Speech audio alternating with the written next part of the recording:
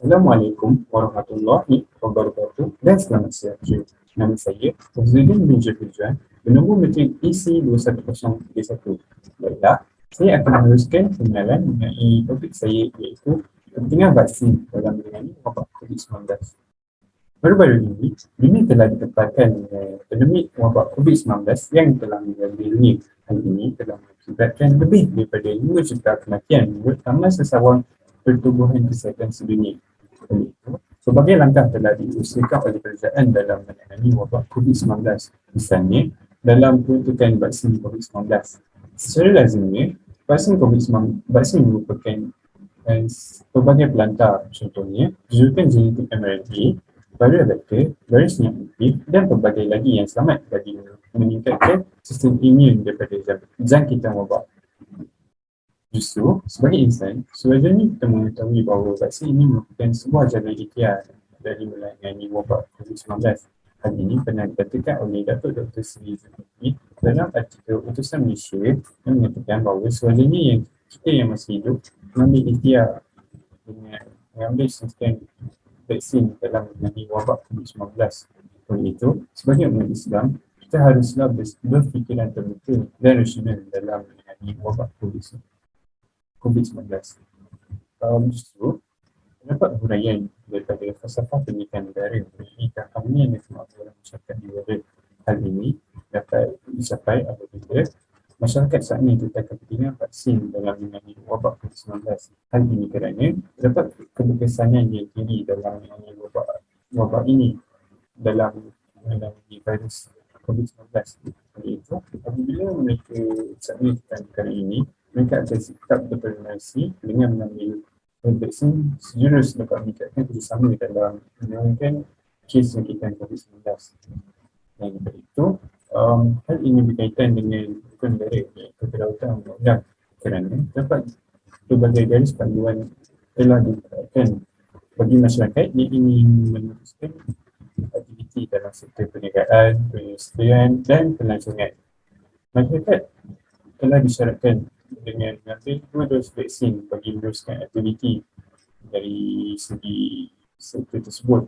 Oleh itu, hal ini dapat memudahkan hidup masyarakat dengan menjaga masyarakat di sekitar dan diri sendiri daripada jangkitan wabak. Hal ini telah memberikan kebebasan bagi masyarakat dengan menjalani aktiviti dengan mengikut garis panduan yang ditetapkan. Oleh itu, kita dapat menerangkan wabak COVID-19 ini daripada menular sehingga mengakibatkan kematian yang tinggi.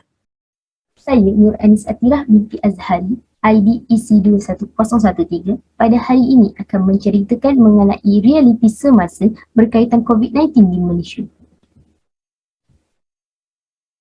Kronologi kedatangan dan pembahagian vaksin di Malaysia pada 8 hari bulan 1 2021, vaksin Pfizer menjadi vaksin pertama yang telah sampai ke Malaysia.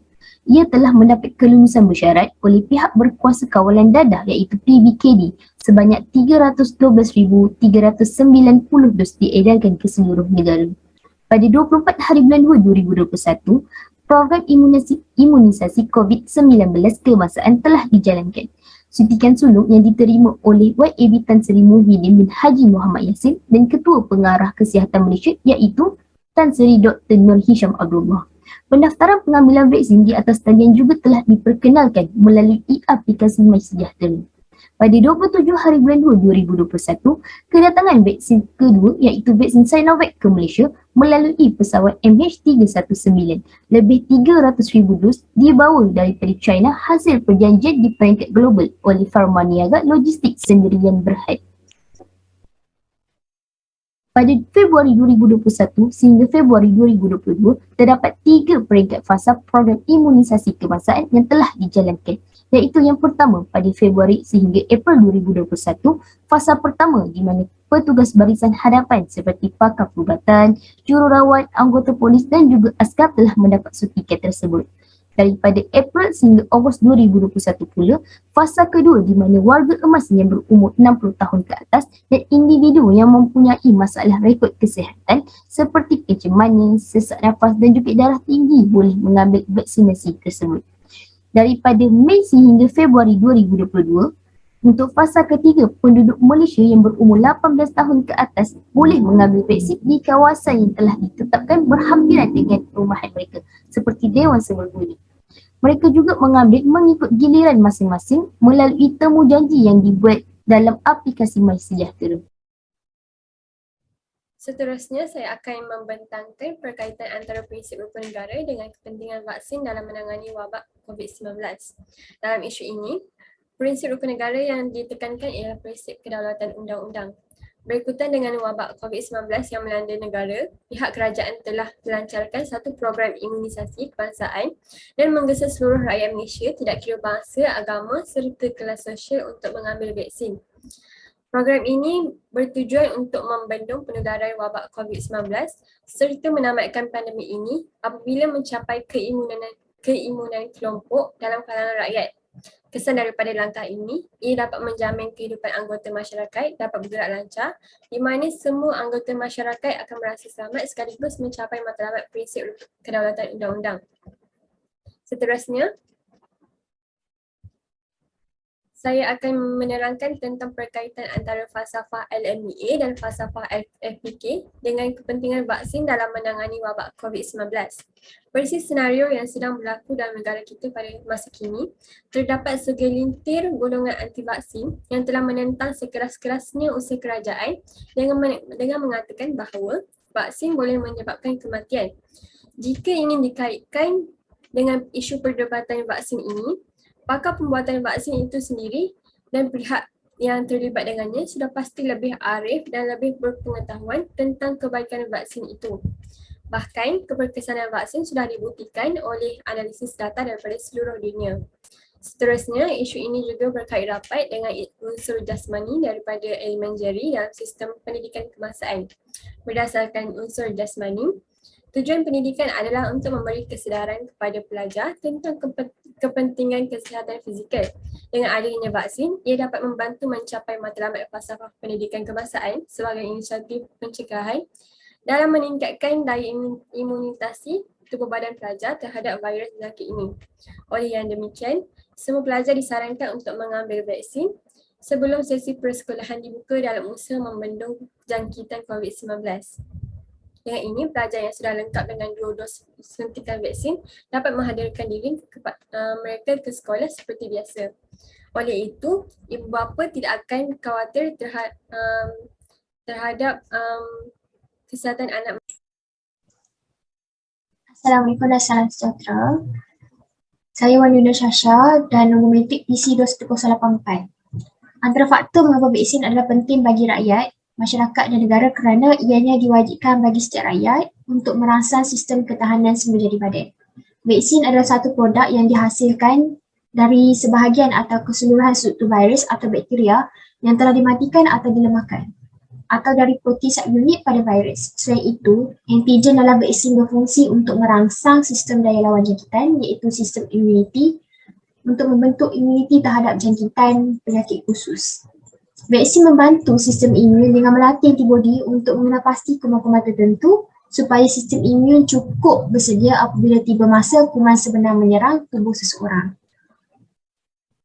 Tersebut adalah epistemologi yang saya terangkan. Dan seterusnya saya akan terangkan tentang FPK.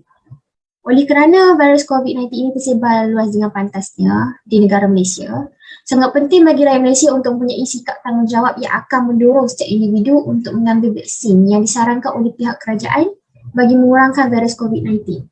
Sikap tanggungjawab yang ada pada rakyat secara tidak langsung menjadi sebuah amanah dan tugasan sebagai rakyat bagi membantu sebuah kerajaan memulihkan gejala atau wabak yang melanda.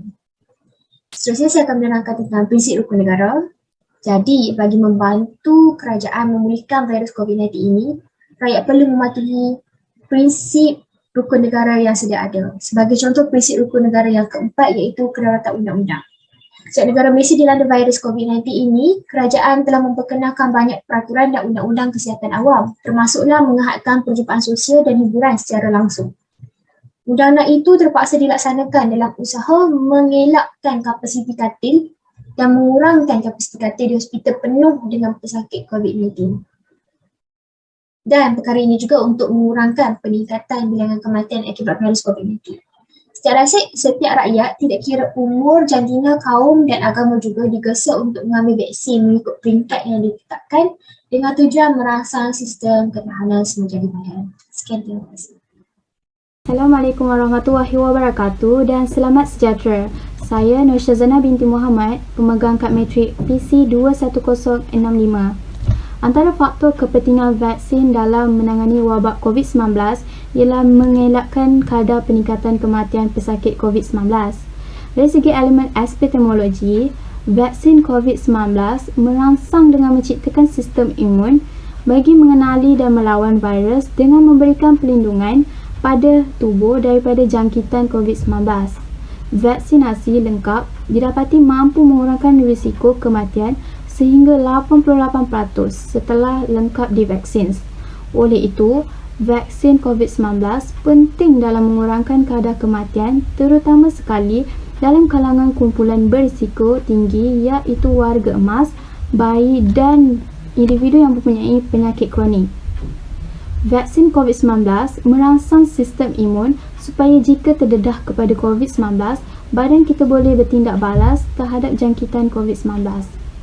Dari segi elemen falsafah pendidikan kebangsaan, ia melahirkan rakyat yang menikmati kesejahteraan hidup, iaitu rakyat yang memiliki ketahanan diri yang kuat untuk menangani kecabaran, berfikiran waras dengan jiwa yang tenang, tubuh badan yang sihat dan mewujudkan perhubungan yang baik. Bagi menikmati kesejahteraan hidup, rakyat Malaysia perlulah melakukan alternatif yang disarankan oleh kerajaan, iaitu mengambil vaksinasi yang lengkap bagi melindungi diri daripada jangkitan COVID-19 dan risiko dimasukkan ke dalam hospital. Secara tidak langsung, ia dapat membantu negara bagi menangani pandemik ini. Dari segi elemen prinsip rukun negara, merujuk kepada prinsip rukun negara keempat, ia membantu dalam aspek kedaulatan undang-undang, menjamin kehidupan anggota masyarakat dapat bergerak lancar dan teratur tanpa kekacauan di mana semua masyarakat berasa selamat dan menjamin keselamatan negara. Kerajaan telah melaksanakan perintah kawalan pergerakan dengan pelbagai undang-undang yang telah diwartakan. Dengan ini, pelbagai aktiviti-aktiviti sosial dan pergerakan dikawal.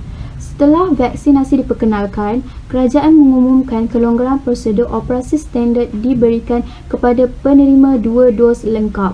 Sekiranya semua rakyat Malaysia mempunyai sikap tanggungjawab untuk menerima vaksinasi, maka negara kita akan bebas daripada pandemik ini dan rakyat dapat menikmati kebebasan dan berasa selamat.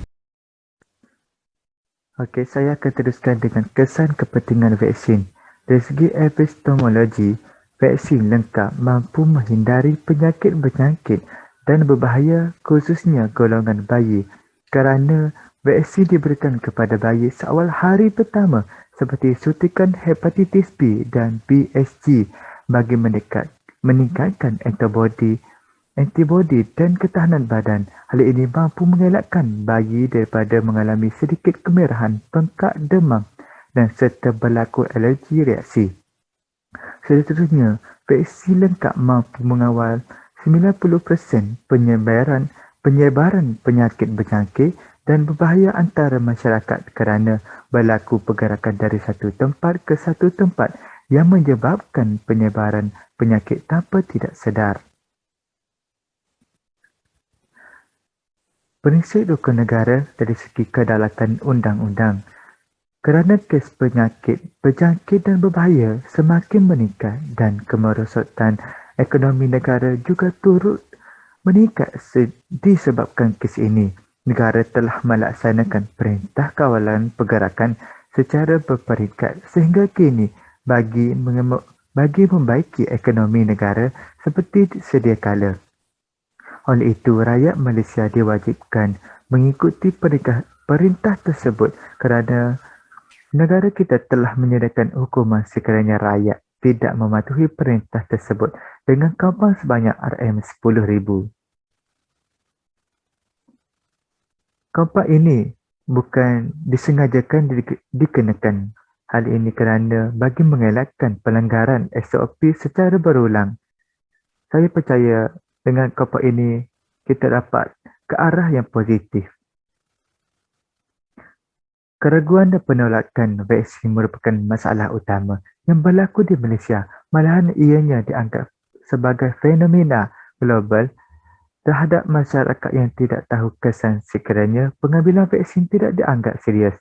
Hal ini diperkatakan kerana vaksin mampu merawat dan melindungi jangkitan penyakit berbahaya daripada terus tersebar. Masyarakat kini perlulah sedar akan kesan yang ditimpa sekiranya penyakit berbahaya ini terus tersebar. Setiap individu mestilah memastikan suntikan vaksin terhadap diri sendiri sudah lengkap bagi tidak tersebar kepada orang tersayang khususnya ahli keluarga. Kesan ini bukan sahaja kepada kesihatan kita, malah terjejas kepada ekonomi negara. Oleh itu, marilah kita sama-sama menjaganya dan mengatasi masalah kes ini. Assalamualaikum warahmatullahi wabarakatuh. Saya Muhammad Arif Fahmi bin Zulkarnain daripada Seksyen 20J Kumpulan 7 akan membentangkan kesan kepentingan vaksin dalam menangani wabak COVID-19. Terdapat 3 kesan iaitu 2 kesan kepada negara dan 1 kesan kepada individu. Kesan kepada negara yang pertama ialah mendapat vaksin yang lengkap boleh menjimatkan kos perubatan bagi setiap pesakit oleh kerajaan. Penerima vaksin akan terhindar dari jangkitan yang teruk sekaligus mengelakkan pesakit dirawat di unit rawatan rapi ICU dan menggunakan ventilator. Hal ini kerana kos seorang pesakit di ICU termasuk ubat-ubatan dan tenaga kerja kira-kira RM50,000 dan jika ia boleh dielak dengan pengambilan vaksin, maka ia mampu untuk membantu dalam memulihkan ekonomi negara. Huraian ini dapat dikaitkan dengan elemen falsafah logik iaitu menggunakan akal dalam mencari bukti bagi menjelaskan sesuatu yang tidak jelas pada mulanya. Kesan kepada negara yang kedua. Apabila negara Malaysia menitik beratkan kepentingan vaksin, kerajaan mengambil tindakan tegas iaitu dengan melarang pelancong dari negara yang mempunyai kadar vaksinasi rendah melancong ke negara ini bagi mengelak penularan wabak yang lebih teruk. Oleh yang demikian, kawalan imigresen diperketatkan terutamanya di lapangan terbang dan sepadan negara supaya keselamatan rakyat di negara ini akan lebih terjamin kerana usaha ini dapat memintas berlakunya mutasi virus COVID-19 kepada varian yang baru. Huraian ini dapat dikaitkan dengan rukun negara iaitu kedaulatan undang-undang. Kesan yang ketiga ialah kesan kepada individu iaitu pemberian vaksin secara menyeluruh kepada rakyat Malaysia mampu memulihkan kembali ekonomi negara seperti sedia kala secara berperingkat. Hal ini kerana apabila vaksin diberikan, sentimen iaitu rasa selamat pengguna dapat ditingkatkan. Hal ini dapat menggalakkan pertumbuhan positif pembelanjaan isi rumah susulan sekatan pergerakan dilonggarkan apabila vaksin diterima dan lebih banyak sektor ekonomi dibuka. Huraian ini dapat dikaitkan dengan elemen falsafah pendidikan kebangsaan iaitu rakyat Malaysia yang dapat memberi sumbangan. Rakyat ini adalah yang terlatih dalam pelbagai kemahiran bagi melahirkan tenaga manusia yang produktif, berinisiatif dan berinovatif untuk mentadbirkan alam. Selain itu,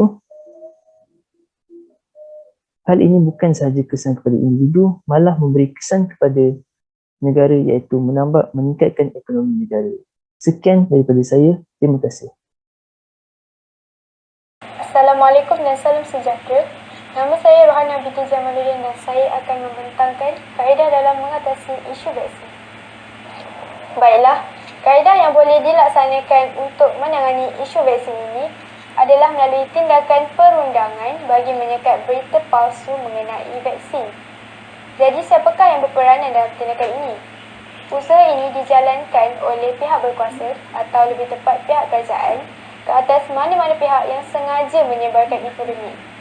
Khususnya, golongan yang sering terlibat dalam penyebaran berita palsu ini merupakan golongan anti-vaksin. Ini kerana mereka ingin menanamkan rasa takut, bimbang serta ragu-ragu terhadap pengambilan vaksin dalam masyarakat. Bagaimanakah langkah ini dapat diimplementasikan? Kerajaan telah mengeluarkan akta untuk mendakwa individu atau kumpulan yang menghasut orang ramai untuk menolak suntikan vaksin COVID-19. 3 akta itu ialah Akta Hasutan 1948, Akta Komunikasi dan Multimedia 1998 serta Undang-Undang di bawah Ordinan Darurat 2021. Misalnya, penyebaran maklumat palsu berkenaan COVID-19 sama ada menerusi khidmat pesanan ringkas atau media sosial oleh golongan anti vaksin, mereka boleh didakwa di bawah Seksyen 211 dan 233 Akta Komunikasi dan Multimedia 1998. Kaedah ini bukanlah bertujuan untuk menghukum semata-mata, namun usaha ini lebih kepada satu inisiatif dalam memberi kesedaran bahawa betapa pentingnya peranan vaksin ini kepada masyarakat serta negara. Justru itu, demi mengelakkan diri daripada terlibat dalam fitnah vaksinasi, seorang yang menerima sebarang info mengenai vaksin pasti akan lebih berhemat dan mencari bukti yang sahih terlebih dahulu sebelum menyebarkannya. Secara tidak langsung, usaha ini dapat dikaitkan dengan elemen logik, iaitu dengan menggunakan akal bagi mencari bukti, bagi menjelaskan sesuatu yang tidak jelas pada mulanya. Selain itu, berdasarkan falsafah pendidikan kebangsaan, tindakan ini dapat melahirkan warga negara yang bertanggungjawab kepada diri, masyarakat dan negara, di mana rakyat akan menghormati dan mematuhi peraturan yang telah digubal untuk kesejahteraan setiap kelompok. Malahan, metod yang dilaksanakan ini sejajar dengan prinsip rukun negara dalam aspek kedaulatan undang-undang kerana ia boleh memastikan kehidupan anggota masyarakat dapat bergerak lancar dengan penuh sivil tanpa sebarang kekalutan, di mana seluruh ahli masyarakat akan merasa aman. Baiklah, seterusnya saya akan membentang mengenai kaedah mengatasi vaksinasi bagi penduduk di kawasan pedalaman. Berdasarkan statistik yang dipaparkan di laman web rasmi Jawatan Kuasa Jaminan Akses Vaksin COVID-19 menunjukkan bahawa hanya 10.25% penduduk di Sabah dan 21.47% penduduk di Sarawak yang telah mendapatkan vaksin COVID-19. Walaupun pada 21 September yang lalu, negara kita telah melepasi target 80% populasi dewasa yang telah lengkap divaksin. Akan tetapi, penyumbang terbesar bagi populasi ini majoritinya ialah daripada negeri-negeri Semenanjung Malaysia.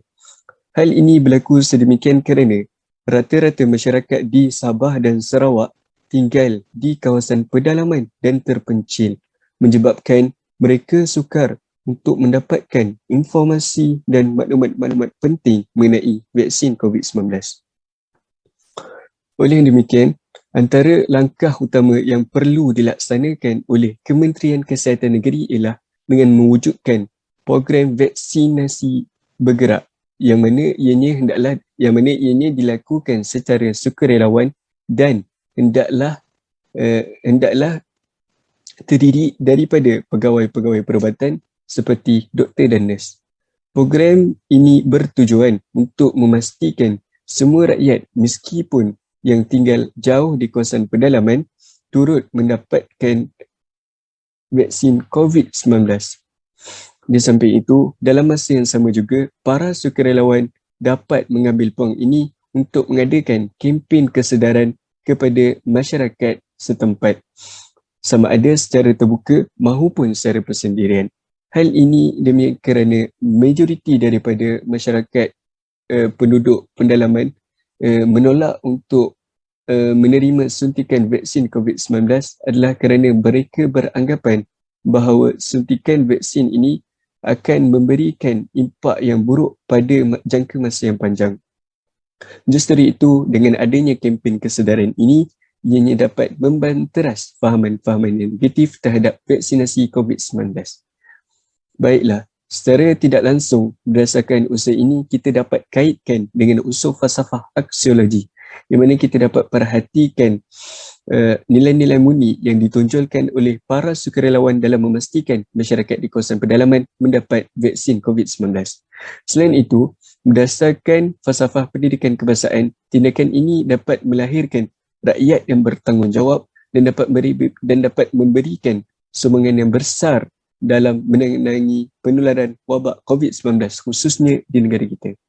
Akhir sekali, dari perspektif rukun negara, langkah ini sejajar dengan rukun negara yang kedua, iaitu kesetiaan kepada raja dan negara, yang mana kita dapat perhatikan para sukarelawan mereka bertungkus lumus untuk menyelamatkan negara kita yang tercinta dari terus dilanda wabak COVID-19 bagi memastikan rakyat dapat hidup aman dan sejahtera. Bismillahirrahmanirrahim. Assalamualaikum warahmatullahi wabarakatuh. Saya Azim Naufal bin Azmi akan membentangkan bahagian penutup untuk esei kumpulan kami. Baiklah, saya akan menyimpulkan keberkesanan vaksin dalam menangani wabak COVID-19. Okey, yang pertama adalah pengajaran. Dari segi aspek falsafah pendidikan kebangsaan, pemberian vaksin ini akan dapat membantu ramai pelajar seperti pelajar sekolah, pelajar universiti untuk mereka kembali belajar seperti biasa. Kerana pelajar sekolah yang telah divaksin dapat kembali ke sekolah mereka dan pelajar universiti dapat kembali ke kampus masing-masing dan meneruskan pelajaran seperti biasa dan bukan lagi belajar secara atas talian. Selain itu, pemberian vaksin juga dapat membantu rakyat untuk meneruskan pekerjaan mereka. Seperti yang kita tahu, semasa pandemik COVID-19 itu sebelum dia berlaku, ramai orang yang telah bekerja daripada rumah. Selain itu, ada juga yang telah diberhentikan kerja. Okey, dengan pemberian vaksin ini, mereka dapat menyambung semula kelangsungan hidup mereka kerana mereka dapat bekerja seperti biasa, seperti sedia kala. Okey, seterusnya adalah cadangan. Dari segi kaedah berfikir, rakyat Malaysia perlu menjaga diri apabila berada di luar rumah. Maknanya, rakyat Malaysia ni perlulah mematuhi SOP yang telah ditetapkan oleh kerajaan kita dan tidak melanggar SOP tersebut. Mereka perlulah sentiasa memakai sanitasi tangan, memakai pelitup muka, tidak berada di kawasan yang sesak, kawasan yang ramai orang. Mereka perlu mengelakkan semua itu. Daripada segi falsafah pendidikan kebangsaan, mereka telah membuat kumpulan penggiliran bagi pelajar yang datang ke sekolah bagi menjaga jarak 1 meter. Ini kerana pelajar-pelajar sekolah telah dibahagikan kepada kumpulan supaya mereka sekolah secara bergila-gila. Ini untuk mengelakkan daripada berlaku kesesakan di dalam sekolah kerana mereka akan mempunyai jumlah pelajar separuh daripada biasa. Baiklah, jadi kesimpulan dan rumusannya, dengan pemberian vaksin ini kita dapat membendung penularan wabak COVID-19 yang merupakan tanggungjawab semua individu. Rakyat Malaysia haruslah peka terhadap situasi yang melanda di negara kita ini. Meskipun vaksin tidak menjamin 100% bebas dari virus COVID-19, namun ianya merupakan salah satu bentuk ikhtiar dan usaha kita semua. Kita perlulah bekerjasama untuk menjayakan semua ini bagi negara kita bebas daripada wabak COVID-19. Baiklah, itu sahaja daripada kumpulan kami. Sekian, terima kasih.